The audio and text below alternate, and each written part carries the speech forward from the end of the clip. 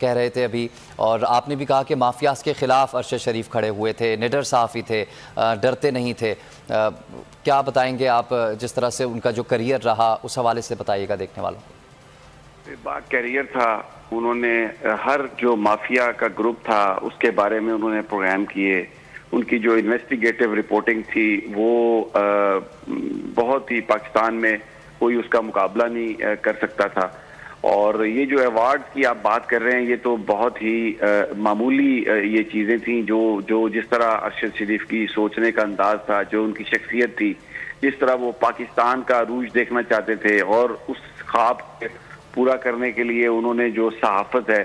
اس کو انہوں نے اختیار کیا۔ اور میں آپ کو یہ بات بتا دوں کہ پاکستان میں یعنی انہوں نے چینلز کی جو سلیکشن تھی ان کی، جہاں انہوں نے کام کیا، وہ اپنے نظریات کے ساتھ جینے والے آدمی تھے، اور کبھی انہوں نے اپنے نظریے پر کمپرومائز نہیں کیا تھا۔ جس چیز کے لیے اپنا مقصد جو تھا ان کے صحافت کا، اس پر انہوں نے کوئی کمپرومائز نہیں کیا تھا۔ اور یہ اب اطلاعات ہیں، خبریں آ رہی ہیں کہ شاید وہ کینیا میں تھے، اور اب وہاں پر کوئی یعنی اب جب تک آفیشیلی کوئی ورڈ نہ آئے تو یہ کہنا مشکل ہے کہ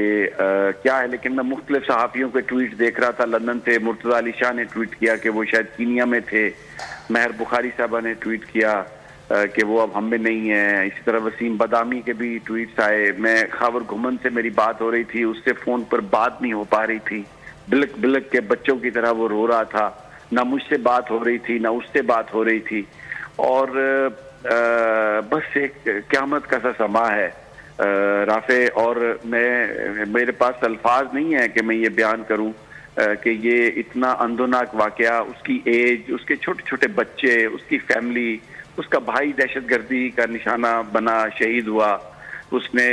قومی پرچم میں اس کی میت کو قبول کیا، اس کے والد صاحب بھی، ان کا تعلق بھی فورسز سے تھا۔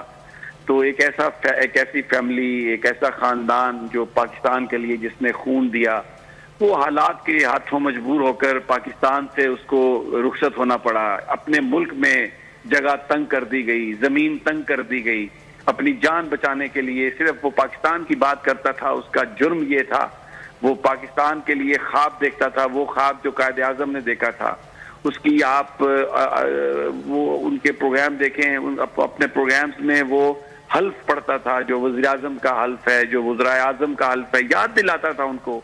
کہ آپ کے ذمے یہ کام ہے۔ اس کا صرف یہ قصور تھا کہ اس کے ہاتھ میں ایک آئینہ تھا، وہ لوگوں کو جب آئینہ دکھاتا تھا ان کو اپنے مکروہ چہرے نظر آتے تھے،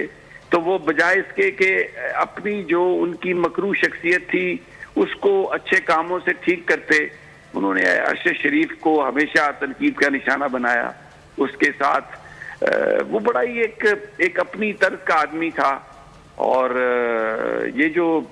میں تو سمجھ نہیں آ رہا ابھی، جب تک میں پھر یہ بات کروں گا کہ یہ واقعہ کیسے ہوا، ان کی وہ کس طرح سے وہ شہید ہوئے، کوئی یہ حادثہ تھا،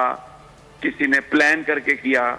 یہ اب جب کچھ اس کی مزید تفصیلات آئیں گی تو اس سے پتہ چلے گا۔ کچھ سرکمسٹینشل جو چیزیں ہیں وہ اسٹیبلش کریں گی،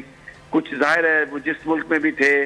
وہاں پہ ان کی کوئی تحقیقات ہوں گی، تو کچھ اس سے اندازہ ہوئے گا کہ اب یہ جو واقعہ ہے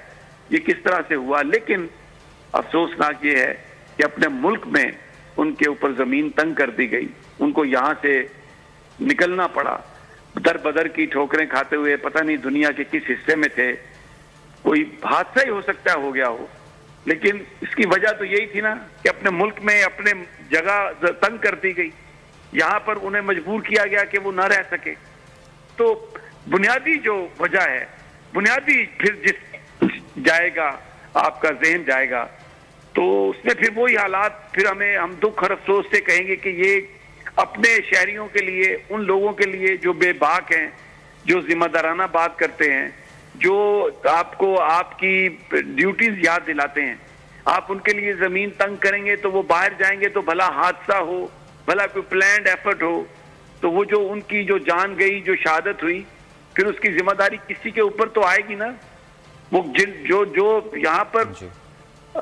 بس بڑی عجیب بات ہے، میں کیا کہوں، ابھی انتظار ہے، اب اطلاعات کا انتظار ہے، مزید تفصیلات کا انتظار ہے۔ اللہ تعالیٰ بڑا